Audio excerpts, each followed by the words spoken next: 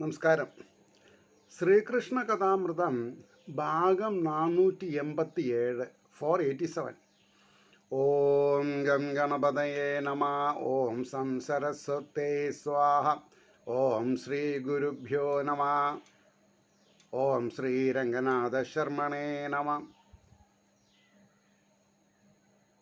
നാരായണ നാരായണ നാരായണ നാരായണ നാരായണ നാരായണ നാരായണ നാരായണ നാരായണ നാരായണ നാരായണ. ഓം ശ്രീകൃഷ്ണാർപ്പണമസ്തു. ഓം ശ്രീകൃഷ്ണായ പരബ്രഹ്മണേ നമ. ഓം ശ്രീകൃഷ്ണായ പരമാത്മനേ നമ. ഹരേ രാമ രാമ രാമ ഹരേ ഹരേ, ഹരേ കൃഷ്ണ കൃഷ്ണ കൃഷ്ണ ഹരേ ഹരേ. കഴിഞ്ഞ എപ്പിസോഡിൽ 227 സർഗം നിമിവംശം എന്ന ഭാഗമാണ് പറഞ്ഞത്. അതിൽ അവസാനത്തെ ശ്ലോകം 27ാമത്തെ ശ്ലോകം പറയുണ്ടായി. മിഥിലാധിപരാകും ഈ നൃപോത്തമ യോഗീശ്വരർ തൻ പ്രസാദമാം ഗ്രഹവാസികളായും ഉള്ളം ഈശ്വരനിൽ തന്നെ വിളങ്ങുവോർകളാം. ഞാൻ കോടീശ്വരനാണ് എന്ന് പറഞ്ഞ യാതൊരു കാര്യമില്ല. ഉള്ളിൽ ഈശ്വരീയ ചൈതന്യം വിളങ്ങുന്നുണ്ട് എന്ന് മനസ്സിലാക്കാതെ കണ്ട് അഹം ബ്രഹ്മാസ്മി, തത്വമസി, അയമേവ ബ്രഹ്മം, പ്രജ്ഞാനം ബ്രഹ്മ, ഈ മഹാവാക്യങ്ങളെ ഉദ്ധരിച്ചുകൊണ്ട് ജീവിക്കാൻ സാധിച്ചിട്ടില്ലെങ്കിൽ ജീവിതം പരാജയമാണ്. പുനരഭിജനനം പുനരഭിമരണം എന്ന സംസാര സാഗരത്തിൽ നിന്ന് സ്വയം രക്ഷപ്പെടാനുള്ള മാർഗമായിരിക്കുന്ന ഈശ്വരീയ പാതാരവിന്ദ ഭജനം ചെയ്യാത്തവൻ വെറും ചത്തതിനൊക്കുമേ ജീവിച്ചിരിക്കലും. വേണമെങ്കിൽ കണ്ടാൽ മതി, എനിക്ക് നിർബന്ധമൊന്നുമില്ല. I am so clear, that's ആ. അപ്പോൾ ഇനി നമുക്ക് പറയുന്നത് എന്താ? 228ാമത്തെ സർഗം ചന്ദ്രവംശവും പുരൂരവംശവും, പുരൂരവസന്റെ വംശവും. അപ്പോൾ പറയണു ഒന്നാമത്തെ ശ്ലോകം. ഇനി ഞാൻ ചന്ദ്രവംശത്തെ ചൊല്ലിടാം വിശ്വപാവനം. ഇനി ഞാൻ ചന്ദ്രവംശത്തെ ചൊല്ലിടാം, വിശ്വപാവനമാണ്. മനസ്സിലായില്ലേ? ഐളാധിർതൻ പുണ്യകീർത്തി കേൾക്കിൽ ഉള്ളം തെളിഞ്ഞിടും. ഐളാധ്യർ എന്താ? ആണും പെണ്ണും അല്ലാണ്ടായി ഒരു കണക്കിന് ഈശ്വരാനുഗ്രഹം കൊണ്ട് അല്ലെങ്കിൽ കർമ്മവാസനകളെ കൊണ്ട്. ഒരാൾക്ക് ആണാവണം ഒരാൾക്ക് പെണ്ണാവണം എന്ന് പറഞ്ഞാൽ പിന്നെ ഇങ്ങനെ അല്ലാണ്ട് എന്താ ഉണ്ടാവുക? അപ്പം ഈശ്വരൻ വിചാരിച്ചാൽ എന്തെന്ന് നടക്കില്ല എന്നുള്ളതിൻ്റെ ഒരു ഉത്തമ ഉദാഹരണമാണത്. അതാണ് ഐളാതിർതൻ പുണ്യകീർത്തി കേൾക്കിലും ഉള്ളം തെളിഞ്ഞിടും. ഉള്ളം തെളിയാൻ ഈശ്വരീയ കാര്യങ്ങൾ, അവതാര കാര്യങ്ങൾ, തത്വജ്ഞാനങ്ങൾ കേട്ടാൽ മതി എന്നാ. അതായത് ഈ ഉത്തരായണം ദക്ഷിണായനം എന്ന് പറഞ്ഞത് അത് ഏതുപോലെ എന്ന് ചോദിച്ചാൽ, ഒന്ന് പ്രവൃത്തി മാർഗമാണ്, പിന്നെ ഒന്നോ നിവൃത്തി മാർഗമാണ്. ഈ നിവൃത്തി മാർഗത്തിന് ഉപാസന ആണ് ബലം. ഉപാസന കൊണ്ട് നേടാൻ സാധിക്കാത്തത് ഒന്നുമില്ല. എന്താ ഉപാസന? ഉപവസിക്കുക എന്ന് പറഞ്ഞാൽ ഏറ്റവും അടുത്തിരിക്കുക. അതെങ്ങനെയായാലാ? നമ്മൾ ഏറ്റവും അടുത്ത ഈശ്വരൻ്റെ അടുത്തിരിക്കുക, ഗുരുവായൂരിലുള്ള ഏറ്റവും അടുത്ത ലോഡ്ജിൽ എന്നുള്ള അർത്ഥത്തിലല്ല. എൻ്റെയും നിങ്ങളുടെയും ഹൃദയഗഹ്വരത്തിൽ ഈശ്വരൻ ഇരിക്കണം. അതറിയണം. അതറിയാതെ കണ്ട് ക്വാർട്ടേഴ്സിൽ താമസിച്ചതുകൊണ്ട് കാര്യമില്ല. അല്ലെങ്കിൽ 3 സ്റ്റാർ 5 സ്റ്റാർ ഹോട്ടലിൽ സൂട്ടിലാണ് ഞാൻ കടന്നുറങ്ങിയത് ഗുരുവായൂർ പോയിട്ട്. What the hell it is, I don't know. അതുകൊണ്ടാണ് പറഞ്ഞത് ഐളാതിതൻ പുണ്യകീർത്തി കേൾക്കിൽ ഉള്ളം തെളിഞ്ഞിടും. വിഷ്ണുവിൻ നാഭിപത്മത്തിൽ നിന്നുണ്ടായി ചതുർമുഖൻ.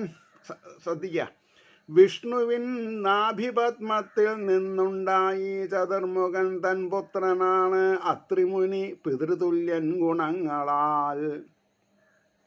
തൻ പുത്രനാണ്, ബ്രഹ്മാവിൻ്റെ പുത്രനാണ് അത്രി.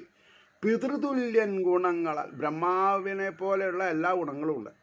ആനന്ദാശ്രുവിൽ നിന്ന് അത്രിമുനിക്കുണ്ടായ ചന്ദ്രനെ. സംഭോഗം കൊണ്ടുണ്ടായതല്ല, സംയോഗം കൊണ്ടുണ്ടായതല്ല. തൻ്റെ ആനന്ദ കണ്ണീരിൽ നിന്നുണ്ടായിട്ടുള്ളതാണ് ആരെ? ചന്ദ്രൻ. അത്രിയുടെ ആനന്ദാശ്രുവിൽ നിന്ന് അത്രിമുനിക്കുണ്ടായ ചന്ദ്രനെ വിപ്ര നക്ഷത്ര ഔഷധികൾക്ക് അജൻ കൽപ്പിച്ചു നാഥനായി. ബ്രഹ്മാവ് പറഞ്ഞു, എൻ്റെ പേരക്കുട്ടിയല്ലേ നീയേ, നിനക്ക് ഞാനൊരു ഒരു സ്ഥാനം തരാം. വിപ്ര നക്ഷത്ര ഔഷധികൾക്ക്, വിപ്രന്മാർക്കും ഔഷധികൾക്കും, വിപ്രന്മാർക്കും നക്ഷത്രങ്ങൾക്കും ഔഷധികൾക്കും നാഥനായിട്ട് ഞാൻ തന്നെ അവരോഹണം ചെയ്യാണ്. രാജസൂയം അനുഷ്ഠിച്ചു മുപ്പാരും വെന്ന ഹന്തയാൽ ചന്ദ്രൻ ദേവാചാര്യ പത്നി താരയെ കൈക്കലാക്കിനാൻ. വളരെ ശ്രദ്ധിക്കേണ്ട കാര്യമാണ്. രാജസൂയം അനുഷ്ഠിച്ചു മുപ്പാരും വെന്ന, രാജസൂയം ചെയ്ത് 3 ലോകത്തെയും ജയിച്ച ഹന്ത എന്ന് പറഞ്ഞാൽ അഹങ്കാരം കൊണ്ട് ചന്ദ്രൻ ദേവാചാര്യൻ്റെ ദേവന്മാരുടെ ആചാര്യന് ബൃഹസ്പതി എന്ന് പറയാം. ആ ബൃഹസ്പതിയുടെ പത്നി താരേനെ കൈക്കലാക്കിനാൻ. പക്ഷെ ഇവിടെ ഇത് കഥയാണ് കേട്ടോ, ഇത് കഥയാണ്. സത്യത്തിൽ ആ താര ആരാന്ന് പറയുന്നുണ്ട്, പ്രണവ എന്നാണ് പറഞ്ഞത്. ഇതെത്ര ആൾക്കറിയാം? താര പ്രണവമാണ്. ആ ചന്ദ്രതാരം ഉള്ള കാലം ഹനുമാൻ രാമനാമം ചൊല്ലിക്കൊണ്ടിരിക്കണമെന്നൊക്കെ പറയും.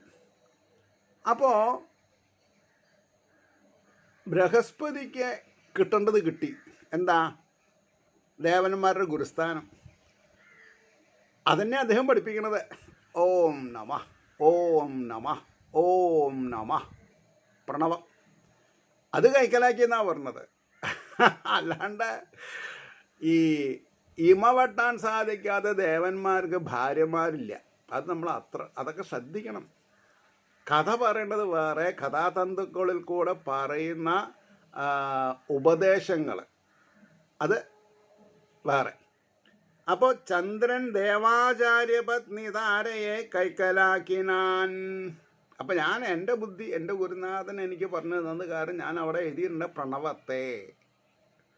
അത് കഴിഞ്ഞിട്ട് ബൃഹസ്പതി പലപ്പോഴും യാചിച്ചും മതമാർന്നവൻ. ബൃഹസ്പതി പലപ്പോഴും യാചിച്ചും മതമാർന്നവൻ. ചന്ദ്രൻ വിട്ടുകൊടുത്തില്ല എന്നാ ഭാര്യനെ. വിടാഞ്ഞു ദേവാസുര സങ്കരം ഉണ്ടായി ഭീകരം. വളരെ ഭീകരമായിട്ടുള്ളൊരു യുദ്ധം തന്നെ ഉണ്ടായി. അപ്പം അത് സ്ത്രീക്ക് വേണ്ടിയിട്ടല്ല, ഓങ്കാരത്തിന് വേണ്ടിയിട്ടാന്ന് കൂടി നമ്മൾ മനസ്സിലാക്കണം. പറഞ്ഞോ? ശുക്രൻ ബൃഹസ്പതി ദേഷി തുണച്ചാൻ ചെന്നു ചന്ദ്രനെ. എന്താണ്? ശുക്രാചാര്യര് ബൃഹസ്പതിനെ ദ്വേഷിക്കുന്ന ആളാണ്. അപ്പോൾ തുണച്ചാൻ ചെന്നു ചന്ദ്രനെ, അതായത് ആസുരീയ ചക്രവർത്തിമാരുടെ ഗുരുനാഥനാണ് ശുക്രാചാര്യർ. ഹര അപ്പോൾ ചന്ദ്രനെ ഹരൻ അങ്കിരസന്നേകി തുണ ഭൂതഗണത്തോടും. ഹരനാരാ? ശിവൻ. അങ്കിരസിന്നേകി തുണ ഭൂതഗണത്തോടും. അതായത് ദേവന്മാരുടെ പക്ഷത്തിൽ ശിവൻ ഭൂതഗണങ്ങളോടുകൂടി യുദ്ധം ചെയ്തു. സ്വാഹായം ചെയ്തു ഗുരുവിന്ന ഇന്ദ്രൻ ദേവഗണത്തോടും. സ്വഹായം ചെയ്തു ഗുരുവിന്ന ഇന്ദ്രൻ ദേവഗണത്തോടും. ദേവന്മാർക്ക് വേണ്ടിയിട്ട് ഇന്ദ്രൻ ബൃഹസ്പതിയുടെ ഭാഗത്ത് നടന്നു ഘോരമാം യുദ്ധം താരകാരണമാവിധം. കാരണം ആ വിധം യുദ്ധം ഉണ്ടായി. എന്നിട്ടോ അങ്കിരസ് ഉണർത്തിച്ചു. വിരിഞ്ചൻ ചെന്നു ചന്ദ്രനെ ശകാരിച്ചു കൊടുപ്പിച്ചാൻ. ഗർഭം കണ്ടോതിനാൻ ഗുരു. അപ്പം ഈ യുദ്ധം കൊടുമ്പിരി കൊണ്ടതിൻ്റെ ശേഷം അങ്കിരസ് എന്നുള്ളത് ആരുടെ പേരാ? ബ്രഹ്മാവിൻ്റെ പേരാണ്. അങ്കിരസ് തുണർത്തിച്ചു വിരിഞ്ചൻ അല്ല അങ്കിരസ് ചക്ര അല്ല സോറി പിന്നെ എന്താണെന്ന് പറയുക നാരദരെ പോലെ ഒരു ഋഷിയാണ് അങ്കിരസ്. പിന്നെ ഇതിൽ കഥയിൽ വരും. പിന്നെ എന്താ പറയുക 16 വയസ്സായിട്ടുള്ള കുട്ടീനെ 999 പിന്നെ സഹപത്നിമാർ കൊടുത്ത് വിഷം കൊടുത്തു എന്നൊക്കെ ഭാഗത്തിലൊരു കഥ ഉണ്ടല്ലോ. അതിൽ അങ്കിരസ് വരുന്നുണ്ട് കേമനായിട്ട്. അപ്പം അങ്കിരസ് അത് ഉണർത്തിച്ചു. വിരിഞ്ചൻ ചെന്ന്, അതായത് ബ്രഹ്മാവ് ചെന്ന് ചന്ദ്രനെ ശകാരിച്ചു, കൊടുപ്പിച്ചു, താരേനെ കൊടുപ്പിച്ചു. ബ്രഹ്മാവ് പറഞ്ഞാൽ ഇപ്പം എന്താ ചെയ്യുക? പക്ഷേ ഗർഭം കണ്ടോതിനാൻ ഗുരു, താരയ്ക്ക് ഗർഭം ഉണ്ടായിരുന്നു. അപ്പോൾ ബൃഹസ്പതി പറഞ്ഞു, ദുഷ്ടേ, തൻ്റെ ഭാര്യയെന്നല്ലേ വിളിക്കാൻ പറ്റുള്ളൂ, ദുഷ്ടേന്ന്. റോട്ടിൽ കൂടെ പോണവരെ വിളിക്കാൻ പറ്റുമോ? ഇല്ല. അപ്പോൾ ദുഷ്ടേ, മറ്റോൻ വിതച്ചുള്ളത് ഉപേക്ഷിക്കുക. ചന്ദ്രൻ വിതച്ച വിത്ത് ആ കുട്ടീനെ നീയെ അലസിപ്പിക്കുകയാണെങ്കിൽ ഞാൻ നിന്നെ എൻ്റെ ഒപ്പം വയ്ക്കാം, ഇല്ലെങ്കിൽ പറ്റില്ല എന്നാ. ദുഷ്ടേ, മറ്റോൻ വിതച്ചുള്ളത് ഉപേക്ഷിക്കുക, നിന്നെ ഞാൻ ഒന്നും ചെയ്യില്ല, പുത്രാർത്ഥി ചെറ്റു നാണിച്ചു നിന്നവൾ. ഇത് കണ്ടിട്ട് എന്താ പറയുക, താരാദേവിക്ക് ദേഷ്യം തോന്നിയില്ല. അവളൊരു നാണൊക്കെ ഇങ്ങനെ വരുത്തി കാലുമ്പിൽ തള്ള വല്ലതുകൊണ്ട് നിലം വരയ്ക്കാൻ തുടങ്ങി. നാണിച്ചിട്ടേ പഠിക്കാൻ വന്ന വിദ്യാർത്ഥിയിൽ നിന്ന് ഗർഭം ധരിച്ച് നാണിച്ചു എന്നാണ് പറഞ്ഞത്. എന്താ കാരണം? പുത്രാർത്ഥി. ഈ മനുസ്മൃതിയിൽ ഒരു പ്രസൻറ്റേഷൻ, ഒരു സ്റ്റേറ്റ്മെൻ്റ് ഉണ്ട്. അത് എല്ലാവർക്കും ഇഷ്ടപ്പെട്ടു എന്ന് വരില്ല. ഒരു പുരുഷൻ എന്ന് പറഞ്ഞിട്ടുണ്ടെങ്കിൽ മെയിൽ, ഒരു സ്ത്രീ സ്വകാര്യമായിട്ട് വന്ന് പറയാം, എനിക്കൊരു പുത്രനെ ദാനം ചെയ്യൂ എന്ന് പറഞ്ഞാൽ, അവൻ പുരുഷനാണെങ്കിൽ ദാനം ചെയ്യണമെന്നാ, അതിൽ തെറ്റില്ല. സ്ത്രീ അർത്ഥിച്ചാൽ എന്നാണ് ഞാൻ പറഞ്ഞത്. അതാണ് സെൻറ്റൻസ്. സ്ത്രീ അർത്ഥിച്ചാൽ കൊടുക്കണം. അല്ലാണ്ട് ഞാൻ പുരുഷനാണെന്ന് പറഞ്ഞാൽ യാതൊരു കാര്യമില്ല. കാരണം അത് ഈശ്വരീയതയാണ്. സ്ത്രീ അർത്ഥിച്ചാൽ അത് ഈശ്വരതയാണ്. നേരെ മറിച്ച് ഒരു സ്ത്രീനെ മാനഭംഗപ്പെടുത്തി പുത്രോത്പാദനം ചെയ്തു എന്ന് പറഞ്ഞാൽ അത് രാക്ഷസീയതയാണ്. അതിന് ശിക്ഷയുണ്ട്, അതിന് നരകമുണ്ട്. ഇതാണ് അതിൻ്റെ വ്യത്യാസം. അപ്പോൾ ദുഷ്ടേ, മറ്റോൻ വിതച്ചുള്ളത് ഉപേക്ഷിക്കുക, നിന്നെ ഞാൻ ഒന്നും ചെയ്യില്ല, പുത്രാർത്ഥി ചെറ്റു നാണിച്ചു നിന്നവൾ. എന്തുണ്ടായി? പെറ്റാളൊരു സുവർണം പോലുള്ളൊരു കൊച്ചു കിടാവിനെ, ഒരു സ്വർണ്ണക്കട്ടേനെ പോലെ. ഇപ്പോൾ ചിലവർ വിചാരിക്കുന്ന ഒരു സ്വർണ്ണക്കട്ട ആയാൽ മതിയായിരുന്നു, കുട്ടിയില്ലെങ്കിലും കുഴപ്പമില്ല. അത് അങ്ങനല്ല. നല്ല ആരോഗ്യദൃഢഗാത്രനായിട്ട് സൽസ്വഭാവിയായിട്ട് വരാവുന്ന എല്ലാ മുഖലക്ഷണങ്ങളോടും കൂടിയിട്ട് നല്ലൊരു പൈതൽ ജനിച്ചു എന്ന് മാത്രമാണ് കവിഭാഷയിലുള്ളത് കേട്ടോ. പെറ്റാളൊരു സുവർണം പോലുള്ള കൊച്ചുകിടാവിനെ കണ്ടു രണ്ടാളും ആശിച്ചു മഞ്ഞിൽ നിലമഹാത്ഭുതം. നോക്കൂ, ഈ യുദ്ധങ്ങൾ ഉണ്ടാവുന്നത് എന്തിനാ? ഈ ഭൂമി എൻ്റെ സ്വന്തമാവണം. എത്ര കാലത്തിന്? മരണം മാടി വിളിക്കുന്നത് വരെയല്ലേ നമുക്ക് ജീവിക്കാൻ പറ്റുള്ളൂ. മഹാഭാരത യുദ്ധം കഴിഞ്ഞിട്ട് എത്ര 32 കൊല്ലാണ് പിന്നെ എന്താ നമ്മുടെ യമധർമ്മരാജാവിൻ്റെ ജന്മമായിട്ടുള്ള, അങ്ങനെയാണല്ലോ പറയാം, ധർമ്മത്തിൻ്റെ പുത്രർ, ധർമ്മപുത്ര രാജ്യം ഭരിച്ചത്. ഇവിടെ 50 കൊല്ലം 60 കൊല്ലമൊക്കെ MLA MP ആയിട്ടിരിക്കും നിന്നുള്ള ആൾക്കാരുണ്ട്. അത് വേറെ കാര്യം. ഒന്നും ഭരിക്കണ്ട, കാശിങ്ങനെ വന്നോളും വീട്ടിലേക്ക്, പെൻഷൻ. അപ്പോൾ പെറ്റാളൊരു സുവർണം പോലുള്ള കൊച്ചു കിടാവിനെ കണ്ടു രണ്ടാളും ആശിച്ചു മഞ്ഞിൻ നില മഹാത്ഭുതം. അതായത് ഈ ലോകത്തിൻ്റെ ഗതി വളരെ അത്ഭുത. അതാണ് നമ്മൾ മനസ്സിലാക്കേണ്ടത്. എൻ്റേതാം നിൻ്റെ അല്ല ഈ മട്ടിൽ ഇരുപേരും ഷടിക്കയാം. ചന്ദ്രൻ പറഞ്ഞു എൻ്റെ കുട്ടിയാണ്. ബൃഹസ്പതി പറഞ്ഞു എൻ്റെ കുട്ടിയാണ്. രണ്ടാളും കലഹിക്കാം. ഒരാളും വിട്ടുകൊടുക്കാൻ നിർത്തില്ല. എൻ്റേതാം നിൻ്റെ അല്ലീമട്ട ഇരുപേരും ഷടിക്കയാം ദേവർഷിമാർ തിടുക്കിട്ടു ദേവർഷിമാർ തിടുക്കിട്ടു അവൾ നാണിച്ചു നിൽക്കവേ. ദേവർഷിമാർ ഇതുടക്കിയിട്ട് അവൾ നാണിച്ചു നിൽക്കവേ കോപം പൂണ്ടോതിനാൻ പൈതൽ വെറും ലജ്ജ ഇതെന്തിനാം. കോപം പൂണ്ടോതിനാൻ പൈതൽ, ദേഷ്യപ്പെട്ട കുട്ടി ചീത്ത വിളിച്ചതാ. ഇത് മഹാഭാരതത്തിൽ അല്ല ഭാഗവതത്തിലില്ല ഈ ഒരു പ്രസ്താവന. പ്രശ്നമുണ്ടോ?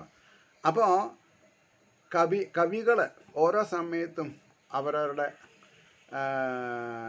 എന്താ പറയുക സ്വാതന്ത്ര്യം നല്ല കാര്യത്തിന് വേണ്ടി വിനിയോഗിച്ചിട്ടുണ്ട്.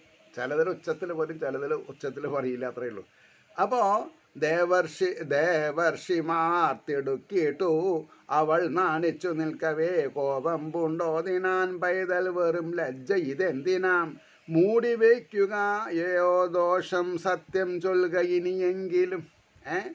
അപ്പോൾ ഈ പൈതൽ ദേഷ്യപ്പെട്ട് പറഞ്ഞു, എന്താ നിങ്ങളിങ്ങനെ രണ്ടാളും കൂടെ എല്ലാകളെ കൂട്ടുന്നത്? അമ്മ എന്തിനാ ഇങ്ങനെ നാണിച്ച് നിൽക്കണം? സത്യം എന്താ ചേട്ടൻ പറയൂ.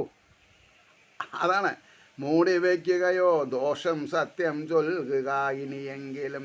അജൻ വിളിച്ചു ഉപായത്തിൽ ചോദിക്കേ ചൊല്ലി. അപ്പോൾ ബ്രഹ്മാവ് മോളെ ഇങ്ങോട്ട് വാ, ഞാൻ നിന്നോട്ട് സ്വകാര്യം ചോദിക്കട്ടെ. ഓ ഞാൻ വരാം. ഇതാരയാ ചോദിച്ചു എന്നാണ്, ഇങ്ങനെ ചോദിച്ചു എന്നാണ് സ്വകാര്യം. അപ്പോഴല്ലേ സ്വകാര്യമുള്ളൂ.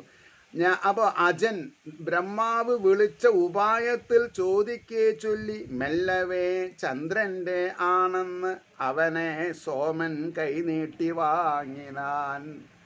അപ്പോൾ താര പറഞ്ഞു ചന്ദ്രൻ്റെ ആണ് കുട്ടി എന്ന് പറഞ്ഞു.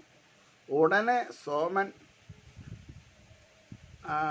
തൻ്റെ സോമനൊക്കെ ശരിക്കും കൊടുത്ത് അണ്ടാമുണ്ടൊക്കെ അങ്ങനെ തോളത്തിട്ടിട്ട് അങ്ങോട്ട് തരൂ, എൻ്റെ കുട്ടീനെ ഇങ്ങോട്ട് തരൂ എന്ന് പറഞ്ഞു, വാങ്ങി. ഇതാണ് കഥ. വളരെ ശ്രദ്ധിക്കണം. കൈ നീട്ടി വാങ്ങിനാൻ അവൻ്റെ ബുദ്ധി കണ്ടോർത്തു പേരിട്ടാൻ ബുധൻ എന്ന് അജൻ. ബ്രഹ്മാവൻ അങ്ങനെ ഒരു ഗുണമുണ്ട്. കുട്ടി ആരുടെ ആയിക്കോട്ടെ, കുട്ടിക്ക് ബുദ്ധി ഉണ്ടല്ലോ. അപ്പം ഞാനവിടെ എഴുതി ഹരേ, അല്ലാണ്ട് ഇപ്പം എന്താ. അവൻ്റെ ബുദ്ധി കണ്ടോർത്തു പേരിട്ടാൻ ബുധൻ എന്ന ജൻ. ബുദ്ധിമാൻ, ബുധൻ, ഋഷി തുല്യൻ എന്നൊക്കെ അർത്ഥം പറയണം, വിവേകി. സന്തോഷിച്ചാൻ കലാനാഥൻ നാവിധം പൃത്തലബ്ധിയിൽ. കലാനാഥൻ എന്ന് പറഞ്ഞാൽ ചന്ദ്രൻ അർത്ഥം എടുക്കണം. കലകളുടെ നാഥണ്ണ. എന്താ അങ്ങനെ? ഈ അമാവാസ്യ കഴിഞ്ഞാൽ പ്രഥമ ദ്വിതീയ തൃതീയ അല്ലേ, അങ്ങനെ കലകൾ കൂടുക ചെയ്യുക. അതുകൊണ്ടാണ് കലാനാഥൻ എന്ന് പേര് വന്നത്. ഇതൊന്നും ഇപ്പം ഞാൻ എഴുതി വെച്ച് പഠിച്ചതൊന്നുമല്ല കേട്ടോ. ഈ ഈശ്വരൻ ഹൃദയമധ്യത്തിൽ ഇരുന്ന് നമ്മൾക്ക് പ്രചോദനം തരും. ചിലതൊക്കെ അത് അത്രത്തോളം നമ്മൾ സീരിയസ് ആയിട്ട് ഇരുന്നാൽ മതി. മനസ്സിലായില്ലേ? അപ്പോൾ പിന്നെ സന്തോഷിച്ചാൻ കലാനാഥനാഭിതം പുത്രലബ്ധിയാൽ. പൂരൂരസ്വെന്ന പുത്രൻ ബുധനുണ്ടായതോതി ഞാൻ. അപ്പോൾ ഈ ബുധന് ഇളയിലുണ്ടായിട്ടുള്ള കുട്ടിയാണ് ആരെ? പൂരൂരവസ്. പൂരൂരവസ്സാണെങ്കിൽ അതിലേറെ കേമനാണ് അല്ലേ. ഉർവശീനെ കണ്ട് കാമഭ്രാന്ത് മൂത്ത് ജന്മം പാഴാക്കിയിട്ടൊരാളാണ്. പക്ഷേ അദ്ദേഹം റിയലൈസ് ചെയ്തു കുറേ കഴിഞ്ഞപ്പോൾ. അതായത് സ്വന്തം മക്കളിൽ ഒരാൾ മാത്രം തൻ്റെ യൗവനം തന്ന്, അതെ, മകൻ്റെ യൗവനം അച്ഛന് കൊടുത്ത് അച്ഛൻ്റെ പ്രായത്തിനെ സ്വീകരിച്ചു എന്നൊക്കെയാണ് കഥ. നല്ല കഥയാണ്. അപ്പോൾ പൂരൂരവസ് എന്ന പുത്രൻ ബുധനുണ്ടായതോതി ഞാൻ. അവൻ്റെ രൂപശീലാദി മഹത്വം ദേവമാമുനി. അതായത് അവൻ്റെ രൂപശീലാദി മഹത്വം ദേവമാമുനി, ദേവർഷി നാരദരൻ. ഇന്ദ്രനോടുര ചെയ്തിടുന്നത് കേട്ടുടൻ ഉർവശി ഭ്രമിച്ചു മിത്രാവരുണശാപത്താൽ മണ്ണിൽ വന്ന നാൾ. അപ്പോൾ ഈ പൂരൂരവസിൻ്റെ ഔചിത്യങ്ങൾ, ശ്രേഷ്ഠമായ അവസ്ഥകൾ നാരദ ഋഷിയിൽ നിന്ന് പറഞ്ഞു കേട്ട ഉർവശിക്ക് തർക്കടുന്നില്ലല്ലോ. എനിക്കാണെങ്കിൽ ഏതായാലും കുറച്ചു കാലം പിന്നെ ഭൂമിയിൽ പോയി ജീവിക്കണം എന്നൊരു ശാപമുണ്ട്. എന്നാൽ വെറുതെ എന്തിനാ ജീവിക്കണം, ഇയാളൊപ്പാട് ജീവിച്ചളാ, പൂരൂരുവസൻ്റെ ഭാര്യയായിട്ടാണ് ജീവിച്ചളാ എന്ന തീരുമാനത്തിലെത്തിയെന്നാണ്. ഇതൊക്കെ കഥകൾ വളരെ ശ്രദ്ധിക്കണം, അതുകൊണ്ടാണ് പറഞ്ഞത്. അപ്പോൾ അവൻ്റെ രൂപശീലാദിമഹത്വം ദേവമാമുനി ഇന്ദ്രനോടുര ചെയ്തിടുന്നത് കേട്ടുടൻ ഉർവശി ഭ്രമിച്ചു മിത്രാവരുണശാപത്താൽ മണ്ണിൽ വന്ന നാൾ ധൈര്യത്തോടും കാമതുല്യനരികിൽ ചെന്നും മാൻമിഴി ഉടൻ താൻ അവളോടുള്ളം കുളിർത്തോതി നൃപാലകൻ. അപ്പോൾ ഈ സ്നേഹം അങ്ങോട്ടും ഇങ്ങോട്ടും വേണം.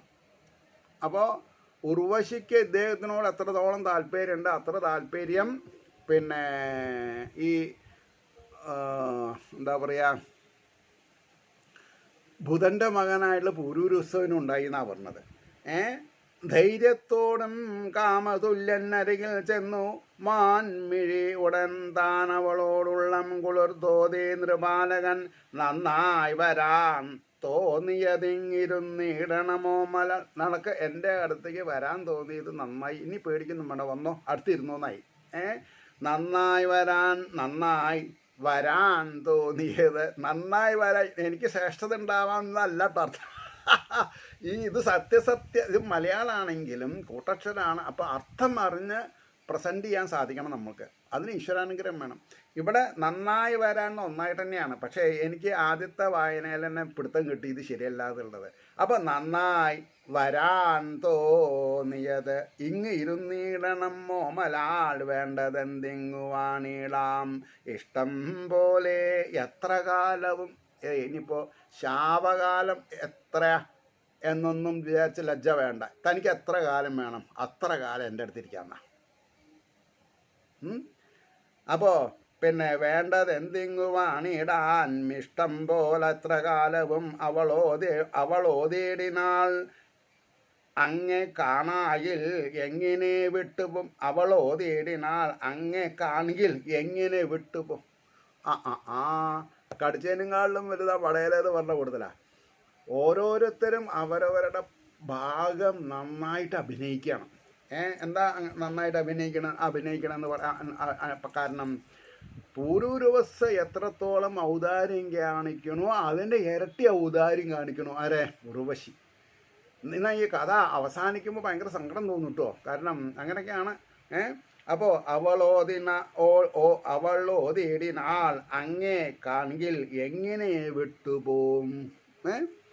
കണ്ണും കരളും ഏവൾക്കും കവരും തീർച്ചയാം ഭവൻ. കണ്ണും കരളും ഏവൾക്കും കവരും തീർച്ചയാം ഭവൻ. അങ്ങനെ ഏതൊരു സ്ത്രീ നോക്കിയാലും അവരുടെ ആ സ്ത്രീകളുടെ കണ്ണും കരളും കവരാൻ പ്രാപ്തി അങ്ങേക്കുണ്ട് എന്ന് വലിയൊരു അംഗീകാരം സർട്ടിഫിക്കറ്റ് കൊടുത്തു. കൂടെത്താൻ വാണിടാം അങ്ങ് യോഗ്യനാം വരനാകയാൽ. ഇനി ഒളിച്ചും പാർത്തൊന്നും വേണ്ട, നമുക്ക് ഞാൻ അങ്ങനെ വിവാഹം കഴിച്ചാൽ അങ്ങോട്ട് ഒപ്പം ഇരിക്കാം, എനിക്ക് അത്രത്തോളം അങ്ങ് ഇഷ്ടമെന്നാണ് പറഞ്ഞത്. കൂടെത്താൻ വാണിടാം അങ്ങ് യോഗ്യനാം വരനാകയാൽ. ഇതാണ് മനസ്സിലാക്കേണ്ടത്. ഇത് പറയുമ്പോൾ എനിക്ക് ഒരു സങ്കടം. ഇവിടെ കോഴിക്കോട് അടുത്ത് ഒരാഴ്ച മുമ്പ് ഗംഭീരമായിട്ടൊരു വിവാഹം നടന്നു. അപ്പോൾ 7-ാം ദിവസം വധുവിൻ്റെ വീട്ടുകാരെ അടുക്കള കാണാൻ പോകാമെന്നുള്ള സംഭവത്തിൽ കുറേ പലഹാരമൊക്കെ ആയിട്ട് പോയപ്പോഴാണ് ഒരാഴ്ചയ്ക്ക് ഉള്ളിൽ ഒരു 15 കിലോ ആ വധു ക്ഷീണിച്ചു. എനിക്ക് ജർമ്മനിക്ക് പോകണം, ഞാൻ തന്നെ ജർമ്മനിക്ക് കൊണ്ടുപോകാം, അച്ഛൻ്റെയിലും അമ്മയുടെയിലും കാശ് എത്ര വെച്ചാൽ വാങ്ങിക്കോ. അടി പിടി, തലമുടി ചുഴറ്റിയിട്ട് മറ്റേ പാഞ്ചാലിയനെ, ഏകവസ്ത്രധാരിയായിട്ടുള്ള പാഞ്ചാലിയനെ ദുസ്സാസനൻ കൈകാര്യം ചെയ്യാൻ പുറപ്പെട്ട പോലെയൊക്കെയുള്ള അത് പുറപ്പെടാറുണ്ടായുള്ളൂ. ഇത് കൈകാര്യം ചെയ്തു. 7-ാം ദിവസം അഗ്നി വളക്കിൻ്റെ മുമ്പിൽ വെച്ച് വരൻ ചാർത്തിയിട്ടുള്ള ഈ താലി ഊരി കൊടുക്കണം എന്നുണ്ടെങ്കിൽ ആലോചിച്ച് നോക്കൂ, ആ സ്ത്രീയുടെ ആ പെൺകുട്ടിയുടെ ഒരു മാനസികാവസ്ഥ. ഈ പുരുഷന്മാർ ലജ്ജിക്കണ്ടേ? ഒരാൾ ചെയ്ത കുറ്റത്തിന് എത്ര ആൾക്ക് വേദന തോന്നും. ഞാനൊരച്ഛൻ്റെ സ്ഥാനത്ത് നിന്നിട്ടാണ് ഞാൻ അതിനെ കണ്ടത്. മനസ്സിലായില്ലേ? നമ്മുടെ കേരളം പോയി എങ്ങോട്ട് പോകണം ആലോചിച്ച് നോക്കൂ.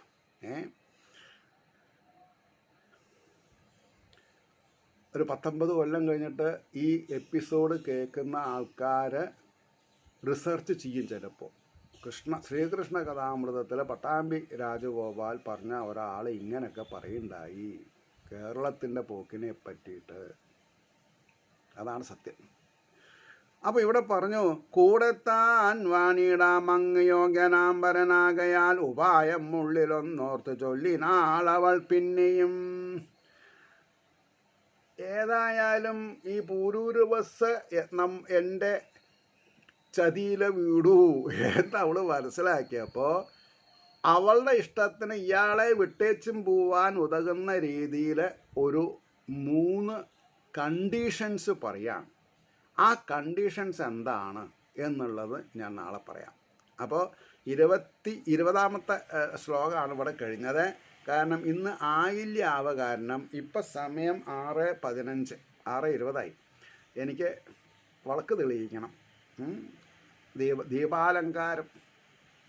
അപ്പോൾ എൻ്റെ വാമഭാഗം ഇന്ന് ഞങ്ങളുടെ ഗ്രാമത്തിൽ ബോംബെ നാരായൺജിയുടെ നേതൃത്വത്തിൽ ഒരു സപ്താഹം തുടങ്ങുകയാണ്. അപ്പോൾ അതിൻ്റെ കലവറ നിറയ്ക്കലും പിന്നെ മാഹാത്മ്യ പ്രഭാഷണമൊക്കെയാണ്.